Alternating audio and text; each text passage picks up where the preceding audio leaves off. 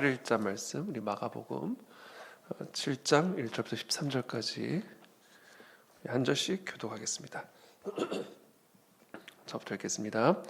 바리새인들과 또 서기관 중 몇이 예루살렘에 와서 예수께 모여들었다가 그 제자 중 몇 사람이 부정한 손 곧 씻지 아니한 손으로 떡 먹는 것을 보았더라. 바리새인들과 모든 유대인들은 장로들의 전통을 지키어 손을 잘 씻지 않고서는 음식을 먹지 아니하며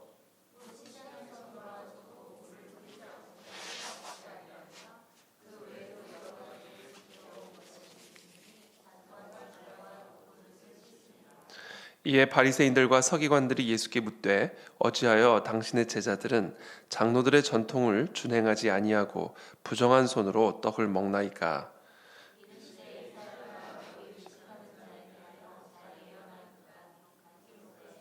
이 백성이 입술로는 나를 공경하되 마음은 내게서 멀도다.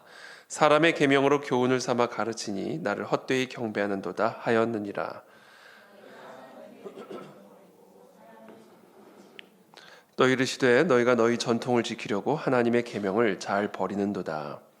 모세는 네 부모를 공경하라 하고 또 모욕하는 자는 죽임을 당하리라 하였거늘 너희는 이르되 사람이 아버지에게나 어머니에게나 말하기를 내가 드려 유익하게 할 것이 고르반 곧 하나님께 드림이 되었다고 하기만 하면 그만이라 하고 자기 아버지나 어머니에게 다시 아무것도 하여 드리기를 허락하지 아니. 함께 읽습니다.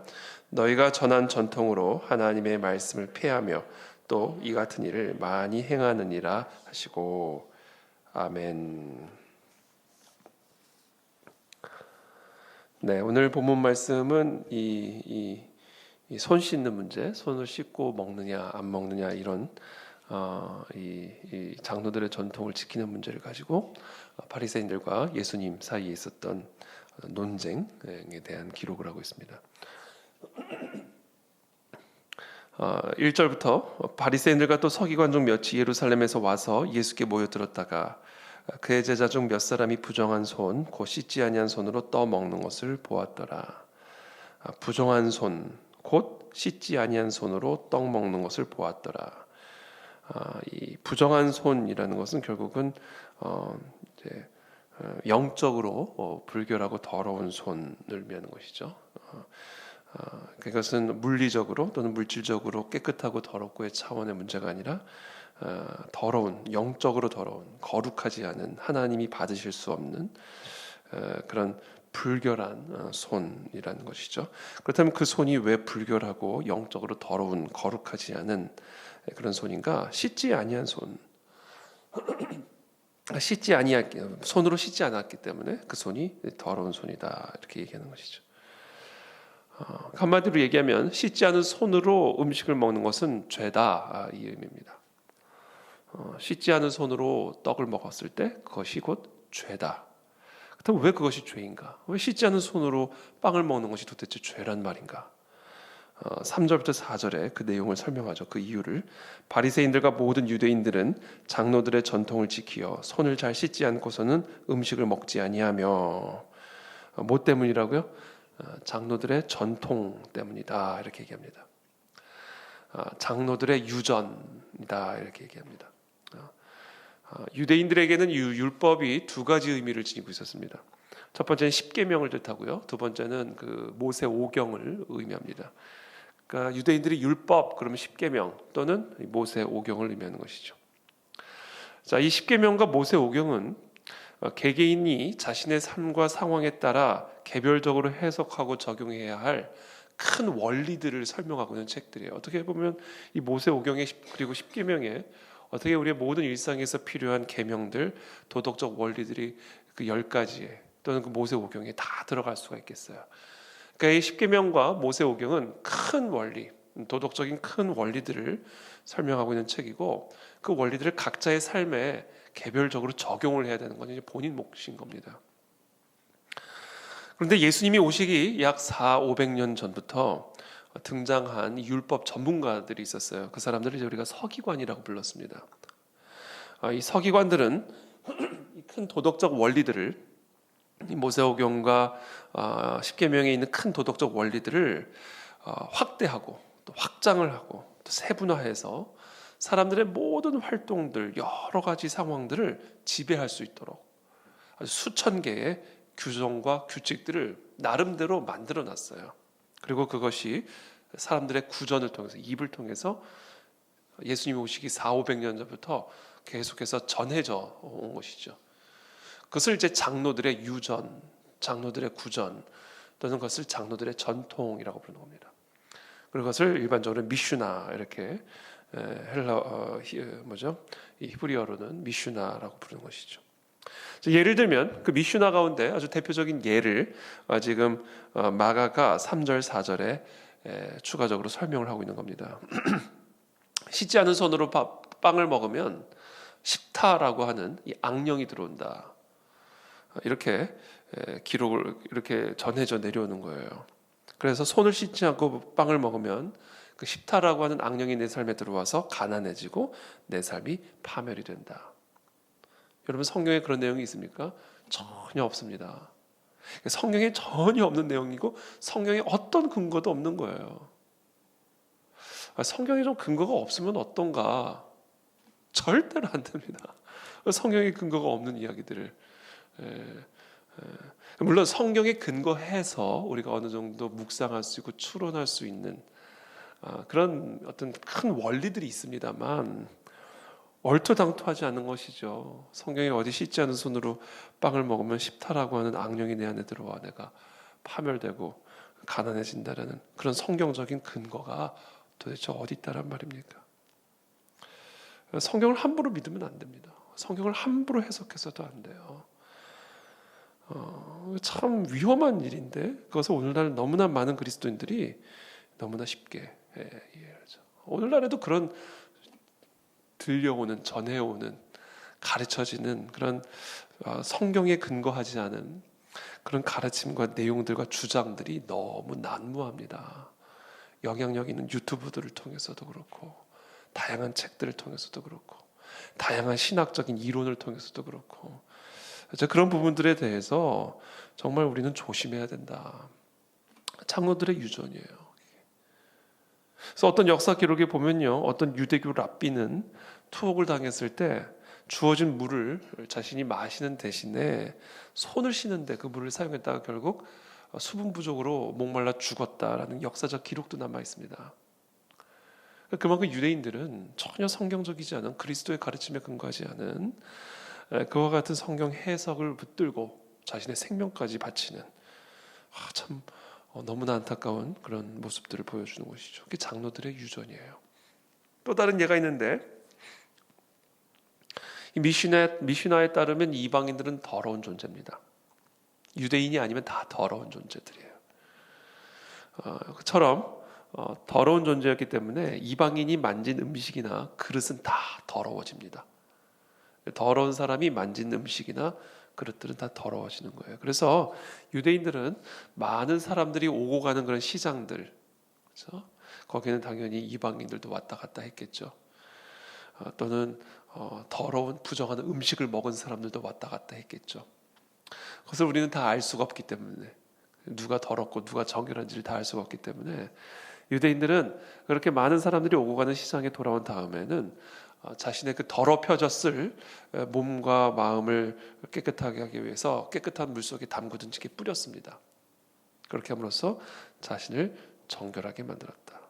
특별히 그릇은 이제 음식을 담는 도구이기 때문에 거기는 이제 부정한 음식도 담겨질 수 있고 또 많은 사람들이 그 안에 손을 댈 수가 있기 때문에 이 그릇은 반드시 깨끗하게 해야 되는 거예요. 그래서 잔과 주발과 놋그릇을 항상 물로 이렇게 씻음으로 정결 예식을 행했다라는 것이죠. 이 모든 것들이 다 무엇에 기초했다? 성경이 아니라 성경에 대한 사람들의 나름대로의 창의적인 해석에 기초해서 그것이 신앙으로 굳어져 버린 거예요. 이 굳어진 신앙, 이거는 정말 삶의 큰 독이죠. 암덩어리죠, 사실은. 그게 바로 유대인들이었어요. 그러니까 예수님을 공격하는 거예요. 예수님 어떻게 당신의 제자들은 손도 씻지 않고 빵을 먹느냐? 그게 과연 맞는 거냐? 그렇게 왜 부정하게 내버려 두냐? 그 이야기를 3절 4절에서 하는 겁니다. 3절 4절 바리새인들과 모든 유대인들은 장로들의 전통을 지켜 손을 잘 씻지 않고서는 음식을 먹지 아니하며 또 시장에서 돌아와서도 물을 뿌리지 않고서는 먹지 아니하며 그 외에도 여러 가지를 지키어오는 것이 있으니 잔과 주발과 놋그릇을 씻음이로라.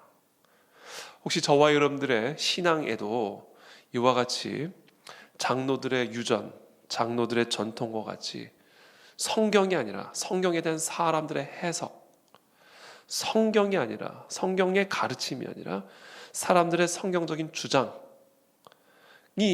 내 세계관으로 자리 잡혀 있고 내 삶의 원칙으로 자리 잡아서 우리를 오히려 성경적인 가르침에서 벗어나게 하고 있지는 않은지 철저하게 점검을 해야 된다라는 것이죠. 이게 다 허물어져야 됩니다. 근데 이 유대인들은 바로 그와 같은 장로들의 전통에 입각해서 그런 세계관을 가지고 그런 삶의 원칙을 가지고 예수 그리스도의 제자들을 비판하고 정죄하는 그런 모습을 지금 보여주고 있는 것이죠. 그래서 바리새인들이 질문합니다. 우리 바리새인들의 질문 5절 말씀 다 함께 한번 읽어보겠습니다. 시작. 이에 바리새인들과 서기관들이 예수께 묻되 어찌하여 당신의 제자들은 장로들의 전통을 준행하지 아니하고 부정한 손으로 떡을 먹나이까? 질문하죠. 예수님이 대답하십니다. 6절 7절 또 함께 읽겠습니다. 시작.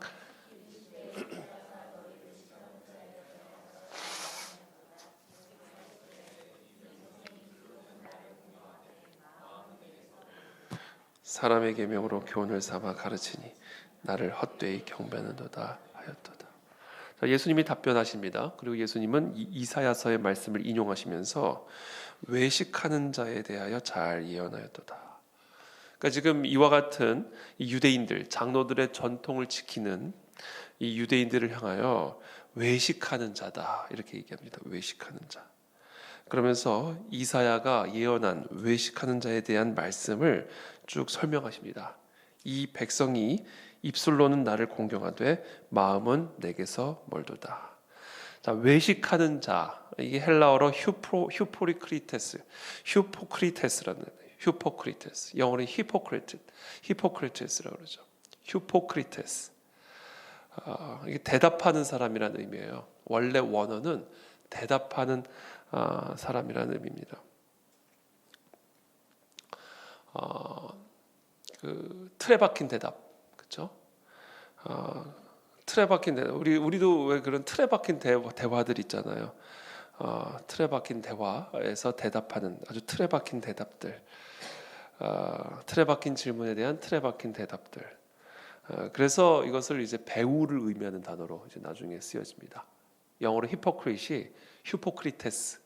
이게 원래는 배우라는 의미로도 쓰여지는데 그게 이제 대답하는 사람, 아주 틀에 박힌, 그냥 정형화된 그런 대답하는 사람을 의미하는 단어죠. 그래서 그게 배우를 의미하게 되고 이것은 더 나아가 어떤 의미로도 쓰여지게 되냐면 이 배후에 진실됨이 없는 사람을 의미하는 거예요.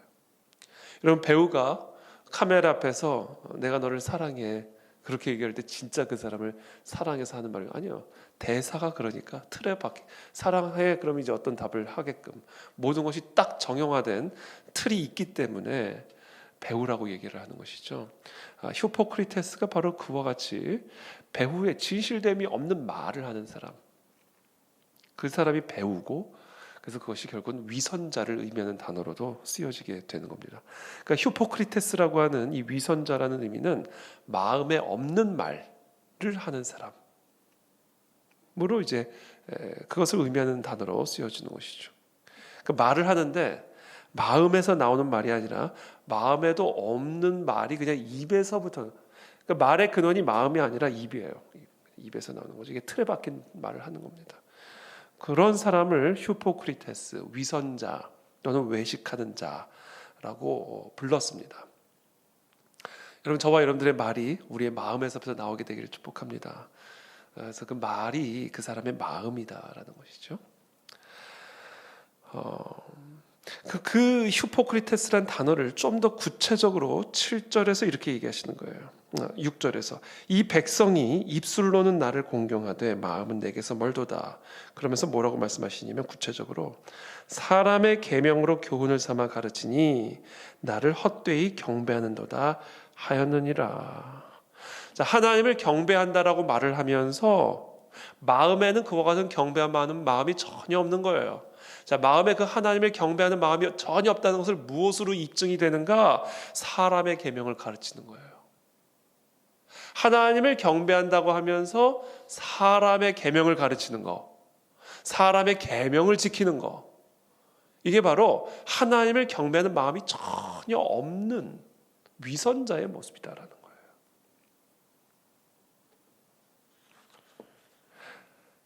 그러면서 조금 더 구체적으로 말씀하십니다. 8절, 9절 또 함께 읽겠습니다. 시작. 지키느니라. 또 이르시되 너희가 너희 전통을 지키려고 하나님의 계명을 잘 버리는. 자, 좀 더 구체적으로 말씀하시죠. 사람의 전통을 지키기 위해서 하나님의 계명을 버린다. 자, 이게 외식이라는 얘기예요. 자, 외식의 근본적인 의미는 마음에 없는 말을 하는 사람이라고 얘기했어요. 그것을 조금 더 구체적으로 예수님이 설명하십니다. 사람의 계명을 지키면서 하나님을 경배한다고 말하는 사람. 내가 하나님을 경배한다고 말하면서 사실은 사람의 계명을 지키고 행하는 사람. 조금 더 구체적으로 말합니다. 하나님의 계명을 버리고 사람의 전통을 지키는 사람. 이 사람이 바로 위선자다라는 거예요. 이게 지금 예수님이 하시는 핵심적인 메시지입니다. 결론 하나님을 경배한다는 것은 무엇을 의미하는 것인가? 자, 하나님을 경배한다고 말을 하는 사람은 반드시 마음으로 뭐를 해야 되는가? 하나님의 계명을 지키는 사람이어야 된다라는 거예요. 그게 진짜 예배자다라는 겁니다. 하나님을 경배한다는 것은 하나님의 계명을 지키는 사람이에요. 하나님을 경배한다고 하면서 사람의 계명을 지키거나 사람의 계명을 가르치는 그것은 하나님을 경배하는 게 아닌 위선이다라는 거예요. 이게 지금 예수님이 바리새인들의 이와 같은 이야기를 향한 반론이고 논박입니다. 여러분, 이것이 오늘 핵심적인 메시지입니다. 저와 여러분들이 하나님을 경배한다고 하면서 하나님을 예배한다고 하면서 하나님의 계명을 지키지 않는다, 하나님의 계명을 가르치지 않는다, 이거는 위선이라는 거예요. 외식이라는 거예요. 그건 바리새인이라는 얘기입니다. 그러니까 우리가 하나님을 경배한다고 하지만 많은 경우 외식하는 자요, 위선자요, 바리새인인 경우들이 많을 수 있다는 얘기예요. 언제요? 하나님의 계명을 지키지 않을 때, 그것을 지키지도 않으면서 하나님을 사랑한다고 말할 때, 그것을 지키지도 않으면서 하나님을 예배한다고 말할 때, 그게 바로 위선이고 외식이고 그것이 바리새인이다. 여러분, 그 게리 체프먼이라는 분이 쓰신 5가지 사랑의 언어라는 책 여러분 혹시 읽어보셨어요? 제가 아주 좋아하는 책 중에 하나인데 혹시 안 읽어보신 분들이 계신다면 읽어보시면 좋을 것 같습니다. 예, 사람마다 다 사랑의 언어가 다르다는 거예요. 그게 크게 5가지 분류로 나누어지는데, 첫 번째 인정하는 말, 격려죠. 언어 잘해, 언어 아주 아름다워, 인정해주는 말. 두 번째 함께하는 시간. 세 번째 선물. 네 번째 봉사, 나를 위해서 뭔가 해주는 거예요. 쓰레기를 버려준다라든지 나를 위해서 봉사해주는 거. 5번째 스킨십. 크게 5가지 사랑의 언어들이 있습니다. 그래서 인정하는 말을 사랑하는 사랑의 언어로 갖고 있는 사람은요, 아무리 선물을 가져다 줘도 사랑받는다는 느낌을 받지 못한다는 거예요. 언어가 다르니까. 여러분, 미국 사람한테 한국말 계속해 보세요. 알아듣나? 함께하는 시간이 사랑의 언어인 사람은요, 그 사람이 아무리 나를 위해서 봉사를 해줘도 1시간이라도 함께 해주기를 원하는 거예요. 이게 바로 사랑의 언어다라는 겁니다. 하나님에게도 사랑의 언어가 있다라는 거예요. 하나님에게 많은 헌금을 해드리면 하나님이 사랑의 언어로 받아들이실까요? 도대체 우리는 하나님은 어떻게 우리가 하나님을 예배할 때, 경배할 때 하나님을 사랑한다라고 말을 할 때 하나님은 우리의 사랑을 느끼실까요? 하나님의 계명을 지키는 거예요. 이게 하나님의 사랑의 언어입니다. 너희가 나를 사랑하면 나의 계명을 지키리라. 예수님의 말씀이에요. 너희가 나를 사랑한다면 너희가 나에게 헌금하리라. 너희가 나를 사랑한다면 너희가 나를 위해 울리라. 너희가 나를 사랑한다면 나를 위해 봉사하리라. 그게 아니에요. 너희가 나를 사랑하면 나의 계명을 지키리라. 나의 계명을 지키는 자라야 나를 사랑하는 자니 나를 사랑하는 자는 내 아버지께 사랑을 받을 것이요 나도 그를 사랑하여 그에게 나를 나타내리라. 우리가 언제 하나님을 만날 수 있다고요? 예배라는 건 하나님을 만나는 거잖아요. 우리가 어떻게 해야 하나님을 만나요? 어떻게 해야 하나님의 능력이 나타나요? 우리의 삶에 어떻게 하나님의 위로가 나타나요? 어떻게 우리의 삶에 하나님의 임재가 나타납니까? 도대체 어떻게 해야 하나님이 우리의 삶에 나타날 수가 있어요? 하나님을 사랑해야 돼요. 하나님의 계명을 지킬 때. 하나님의 계명을 지키는 자라야 하나님을 사랑하는 자고 나도 그를 사랑하여 그에게 나를 나타내리라. 얘기하시는 거예요. 그러니까 결론입니다. 하나님을 경배하는 자는 하나님의 계명을 지키는 자예요. 그리고 하나님은 그렇게 하나님을 사랑하면 하나님을 우리에게 나타내신다.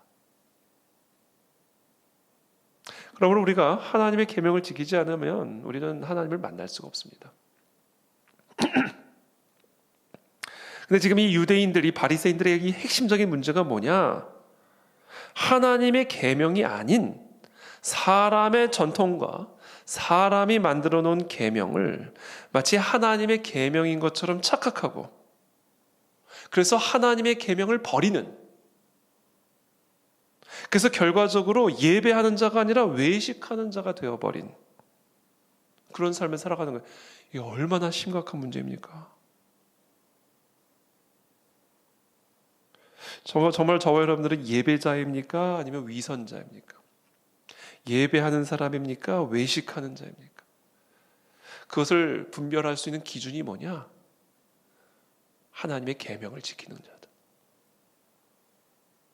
그렇다면 결론적으로 마지막으로 예배자가 지켜야 할 하나님의 계명은 무엇일까?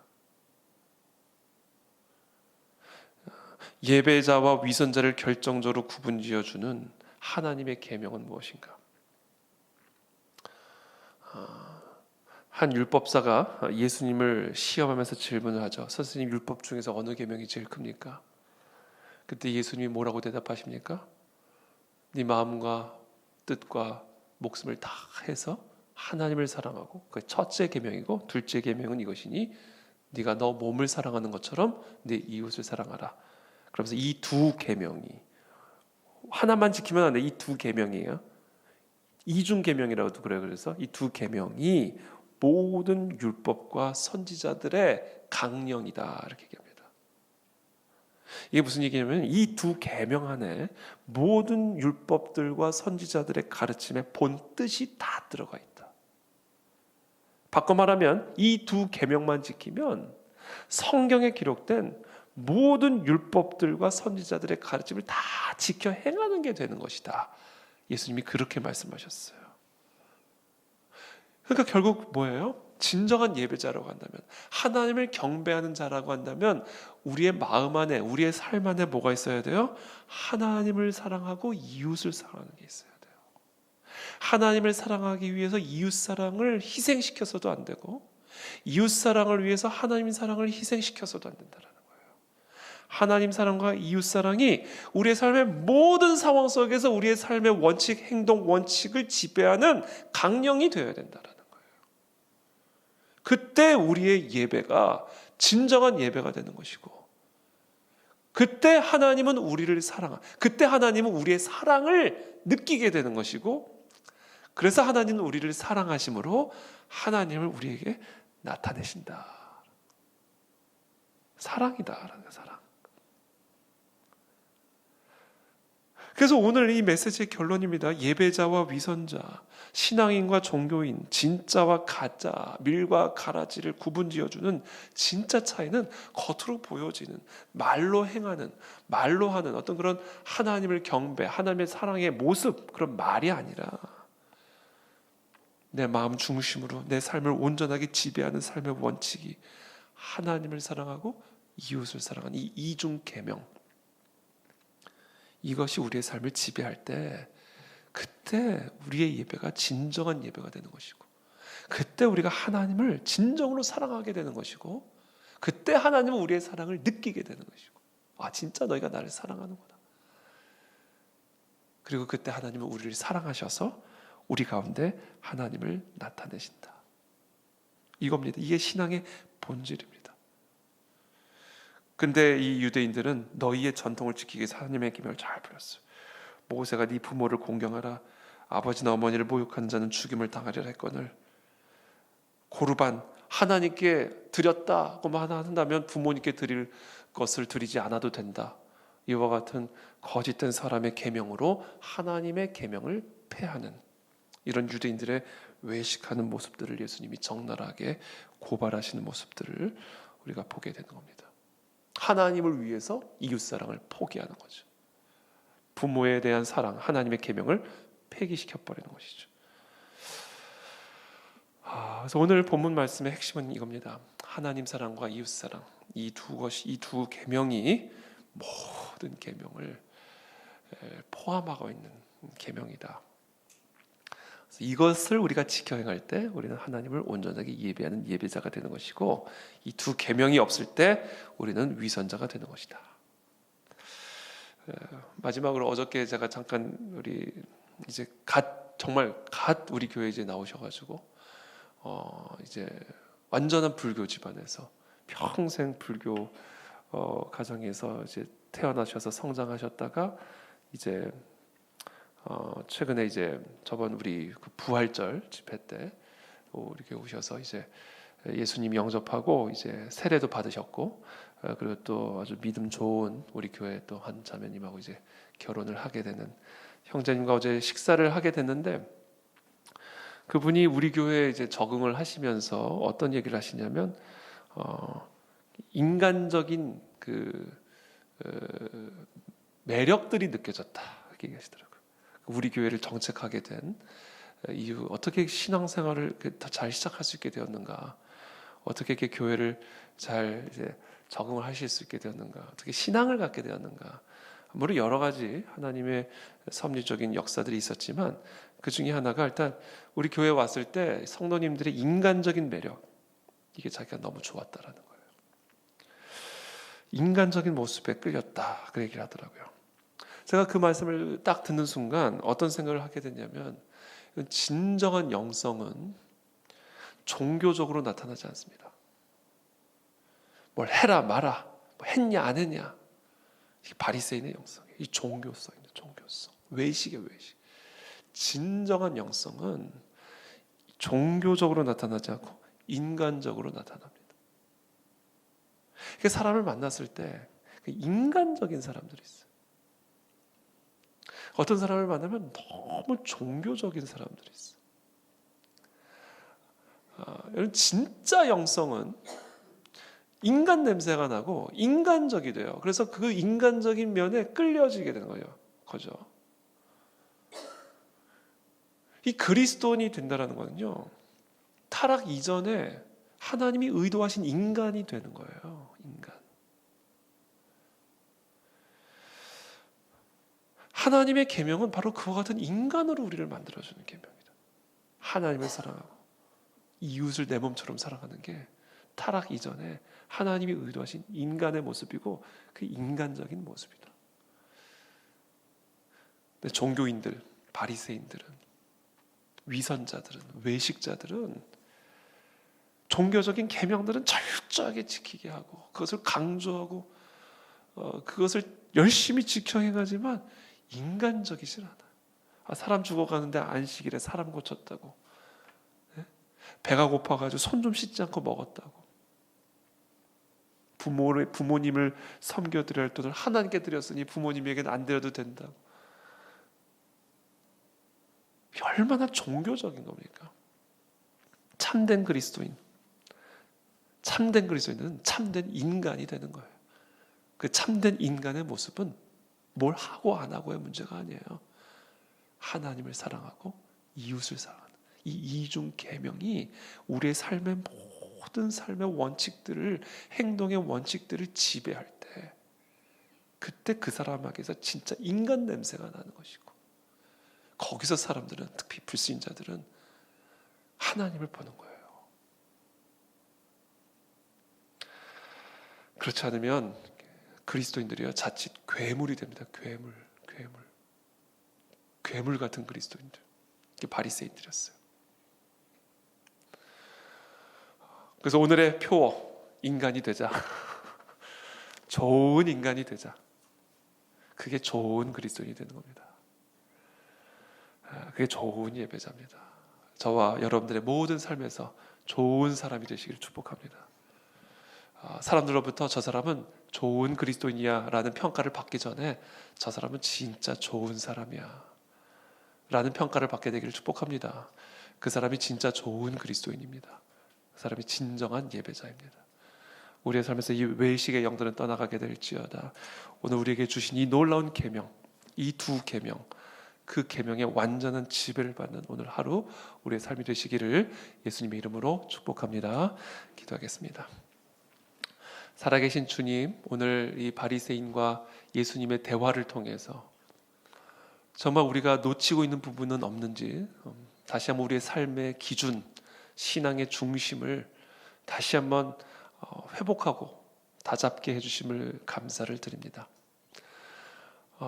정말 우리가 외식하는 자로서 이 신앙생활을 하고 있지는 않았는지, 하나님의 계명을 지키지 않으면서도 하나님을 예배하고 사랑한다라고 말하는 이런 외식과 위선이 우리 안에 있지는 않았는지 우리가 다시 한번 되돌아보게 되기를 원합니다.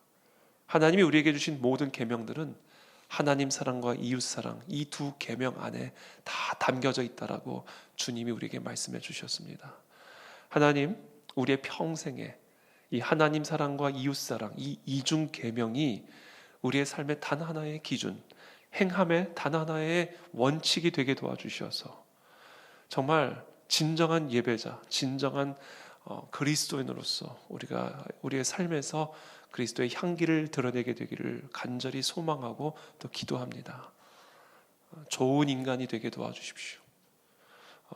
사람들이 우리를 통해 참 좋은 사람이다, 좋은 사람의 모습을 보게 해주셔서 참으로 참된 그리스도의 향기를 드러내는 하나님의 자녀들이 다 될 수 있도록 우리 모두를 축복하여 주시옵소서.